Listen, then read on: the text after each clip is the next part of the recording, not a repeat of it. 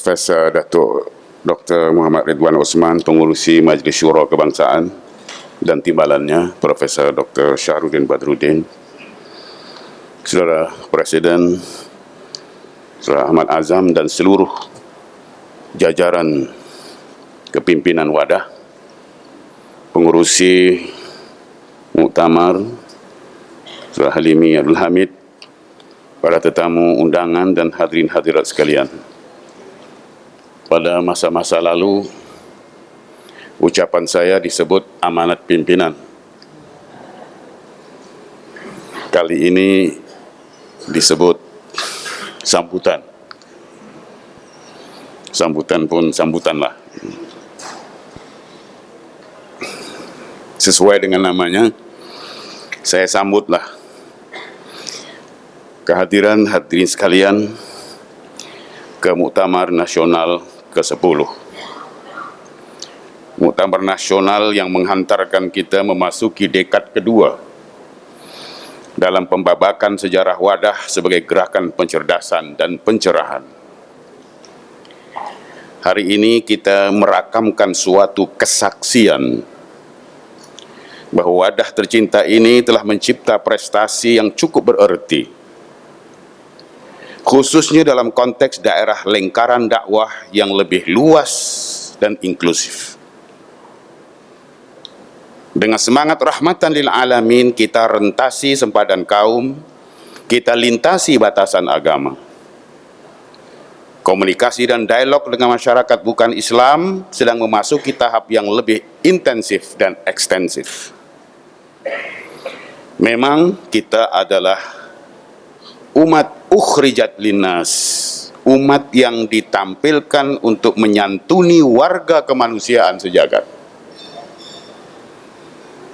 Dalam melaksanakan misi dakwah, pencerdasan dan pencerahan, kita selamanya dipandu oleh fiqhul waqi', fikih realiti kemalaysiaan dengan segala keunikannya. Apa yang selama ini kita sebut manhaj Malizi dalam pendakwahan sebenarnya tidak lain adalah sejenis fikih kontekstual yang terhasil dari dialog nas dengan waqi'. Antara realiti yang sentiasa kita perhitungkan ialah hakikat, kemajmuan atau pluraliti masyarakat Malaysia yang menuntut kefahaman yang mendalam tentang fiqhut ta'addudiyah, fikih pluraliti, yang meliputi persoalan hak kebebasan beragama, hak asasi manusia, prinsip keadilan, nilai-nilai kemanusiaan sejagat, dan seterusnya, tata susila kesantunan hidup berdampingan dalam masyarakat pelbagai kaum dan agama. Kemajuan masyarakat Malaysia adalah lahan paling subur untuk menumbuhkan fiqhut ta'ayush, fikih coexistence, dalam pengertian tata aturan hidup berdampingan yang harmonis dan penuh semangat kesalingan dalam kalangan warga berbagai agama dan budaya. Yang harus kita bina di Malaysia ketika ini bukan fiqhul harb, bukan fikih perang, tapi fiqhut ta'ayush, fikih coexistence. Gagasan ini kita harus tekuni dengan serius. Memang kitalah yang harus mempeloporinya. Dalam kaitan ini kita tidak boleh melupakan fakta kepeloporan Saudara Datuk Seri Anwar Ibrahim hafazahullah sebagai penggagas pertama projek Islam dan Plurality, sebagaimana yang diungkapkannya dalam ucapan dasar Presiden tahun 1979, Islam, penyelesaian kepada masalah masyarakat majmuk. Pidato kepresidenan yang diucapkan 37 tahun yang lalu itulah yang menjadi asas pengembangan wacana Islam dan kemajmuan hingga ke hari ini. Dari sanalah berpangkalnya gagasan pembinaan bangsa Malaysia berasaskan formula dasar kepelbagaian dalam bingkai kesatuan dengan piagam Madinah sebagai acuan. Gagasan yang berteraskan konsep ummah siyasiyah yang inklusif ini adalah sebahagian daripada usaha kita membawa Islam ke arus perdana dan berperanan positif dalam proses nation building.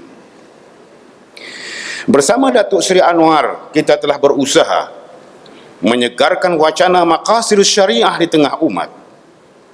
Kesungguhan beliau dalam pengembangan al-fikrul maqasidi, pemikiran berasaskan maqasid, memang cukup jelas.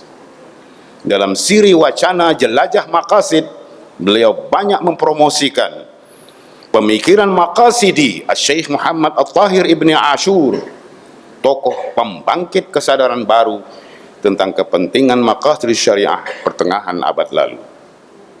Malah dalam pidato-pidatonya sebagai pengasas dan penggagas World Forum for Muslim Democrats, Datuk Seri Anwar Ibrahim sentiasa menggarisbawahi peranan maqasid syariah sebagai landasan amalan demokrasi dan tata kelola yang baik atau good governance. Seiring dengan komitmen maqasidi Datuk Seri Anwar, kita juga sedang serius menekuni kajian maqasid, termasuk usaha pengemasan maqasid syariah sebagai nilai-nilai sejagat. Kita promosikan nilai-nilai sejagat maqasid sebagai jambatan penghubung antara pelbagai kaum, agama dan budaya. Justru sebagaimana yang disebut oleh Asy-Syatibi, Syekhul Maqasid, bahwa maqasidus syariah yang terumus pada al-kulliyat atau ad-daruriyat yang 5 itu adalah kesepakatan seluruh umat dan semua agama. Selain itu, kita juga memberikan komitmen dukungan kepada hasrat kerajaan negeri Selangor untuk menjadikan maqasidus syariah sebagai landasan penghubalan dasar-dasar pentadbirannya. Saudara-saudara sekalian, Muktamar ke-10 menjadi sangat penting karena ia berlangsung di tengah kemelut moral politik yang terjelma dalam praksis mentang-mentang berwenang lalu berperilaku sewenang-wenang. Kita sedang menyaksikan kesewenang-wenangan merosak trias politika, prinsip pemisahan kuasa legislatif, eksekutif dan kehakiman, memperalat institusi-institusi perundangan dan kehakiman negara untuk memenjara dan mendera saingan politik, menghukum pegawai-pegawai kerajaan yang setia melaksanakan prinsip dan nilai integriti, memfitnah dan melakukan character assassination, penyalahgunaan dana rakyat dalam jumlah bilionan ringgit sehingga menjadi aib nasional, melakukan pemborosan uang rakyat untuk membiayai selera gaya hidup mewah orang-orang tertentu, dan pelbagai skandal lain yang tak terhitung banyaknya. Dan semuanya ini berlaku di tengah ketidakberdayaan sebahagian besar rakyat bertindak sebagai kekuatan massa pencegah kemungkaran. Rakyat yang telah dilumpuhkan kekuatannya, dikacau bilaukan nilai-nilai hidupnya, dan dirosakkan kemanusiaannya, gagal menjadi effective citizens. Segala yang menimpa negara dan rakyat ketika ini mengingatkan kita kepada puisi Rendra tentang Indonesia pada penghujung abad lalu. Antara bait-bait puisi panjang berjudul Kesaksian Akhir Abad itu berbunyi, oh Indonesia, Indonesia, negara yang kehilangan makna, negara yang kehilangan makna. Rakyat sudah dirusak asas tatanan hidupnya, berarti sudah dirusak dasar peradabannya, dan akhirnya dirusak pula kemanusiaannya. Maka sekarang negara tinggal menjadi peta, itu pun peta yang lusuh dan hampir sobek pula. Pendangkalan kehidupan bangsa telah terjadi, tata nilai rancu, dusta, pencurian, penjarahan dan kekerasan halal semua. Manusia sekadar semak belukar yang gampang dikacau dan dibakar. Paket-paket pikiran murah dijajakan. Penalaran marah yang salah mendorong rakyat terpecah belah. Karena itu gerakan dakwah harus menjadi gerakan kerakyatan, a religio cultural force yang berimpak besar, dan harus memberikan tumpuan kepada agenda pemberdayaan rakyat. Karena rakyat telah dilemahkan, dilumpuhkan sedemikian rupa hingga tak mampu berbuat apa-apa. Keberanian dan daya lawan mereka hilang setelah sekian lama terbelenggu dalam cengkaman budaya takut, culture of fear. Budaya takut adalah proyek orang-orang politik untuk mendapatkan dukungan dengan cara menakut-nakutkan rakyat. Budaya takut inilah yang telah mengecil dan mengerdilkan rakyat, sehingga kata rakyat selalu dirangkaikan dengan kata kecil, lalu menjadi rakyat kecil. Ironis memang, ada istilah rakyat kecil, tapi tidak ada istilah rakyat besar. Disinilah pentingnya tulisan Ar-Raisuni yang membahas soal umat dan kerajaan. Yang seharusnya besar adalah rakyat. Kerajaan hanya alat pelaksana kemahuan rakyat.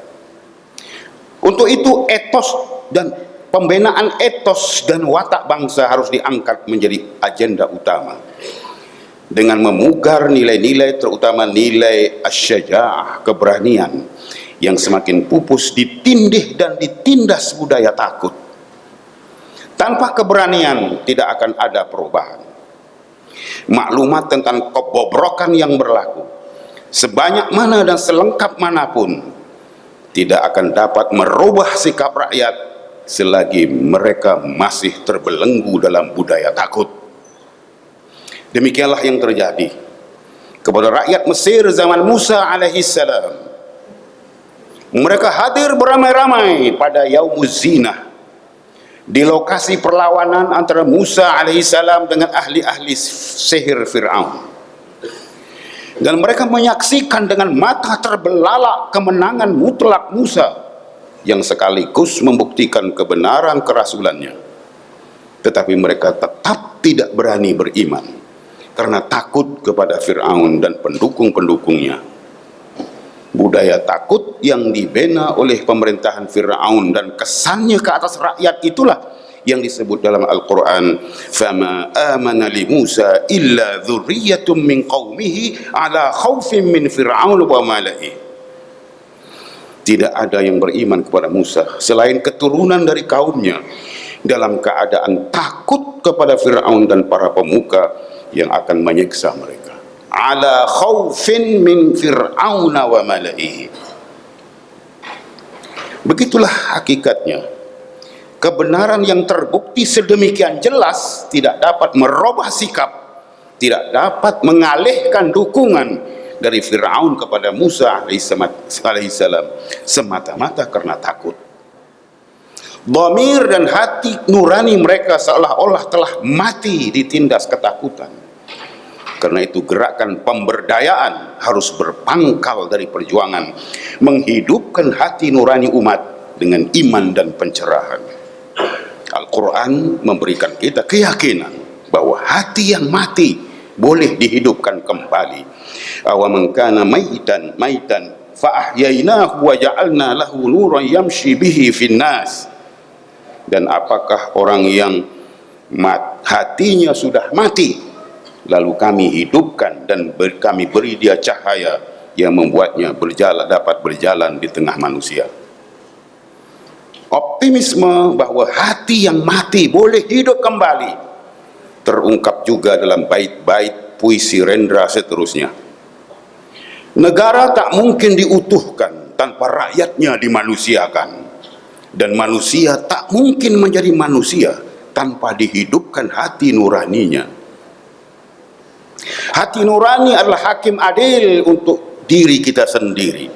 Hati nurani adalah sendi dari kesadaran akan kemerdekaan pribadi.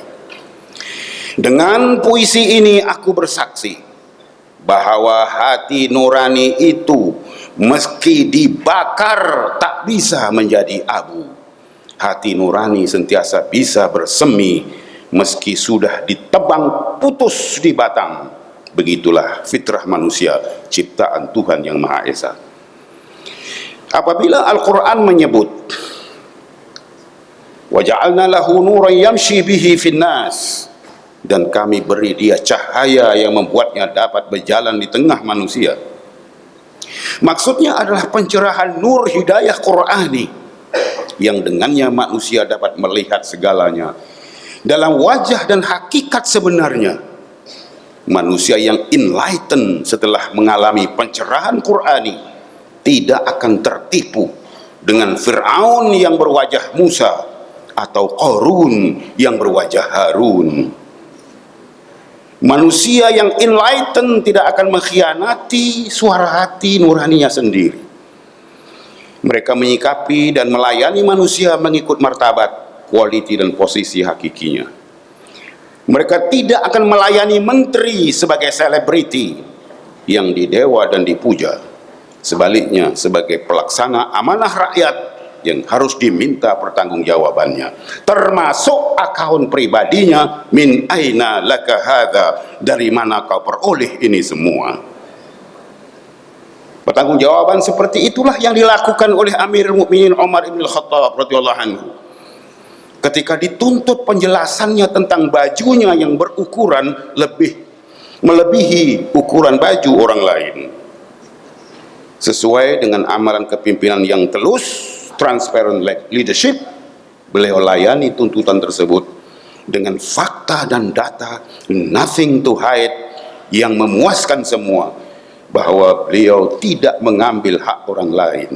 Lebihan kain bajunya yang dipermasalahkan itu adalah bahagian atau habuan anaknya sendiri yang dengan rela diberikan kepada ayahnya yang bertubuh besar sehingga memerlukan tambahan bahan bajunya.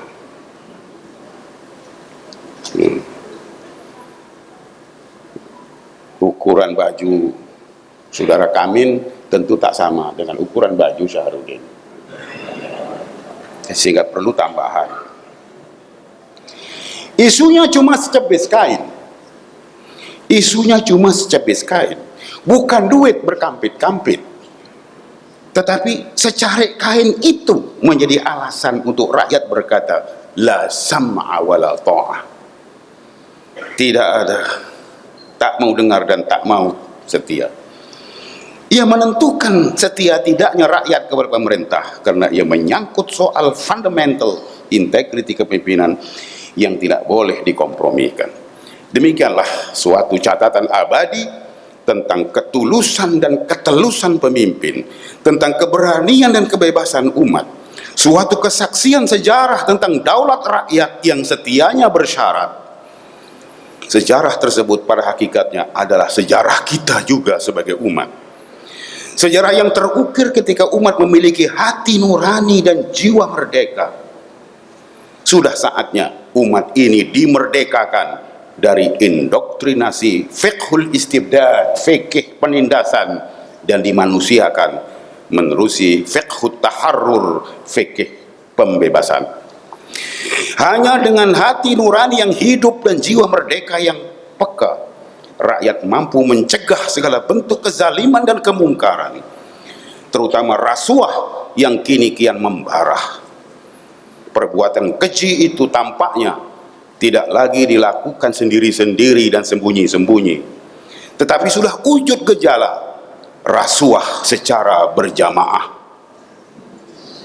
Gejala sedemikian itulah yang diungkapkan oleh Rendra lewat puisinya Pantun Koruptor. Biasanya Rendra membaca saja, sampai bab rasuah dia berpantun. Kata Rendra, terang bulan terang di kali, buaya timbul disangka wali. Katanya ada transformasi, nyatanya tetap korupsi di sana sini. Kalau ada sumur di ladang, jangan diintip gadis yang mandi. Itu kata Rendra, bukan kata saya. Kalau ada sumur di ladang, jangan diintip gadis yang mandi. Koruptor akalnya panjang, peguam negara dan hakim diajak kompromi. Berburu ke padang datar, dapat janda belang di kaki.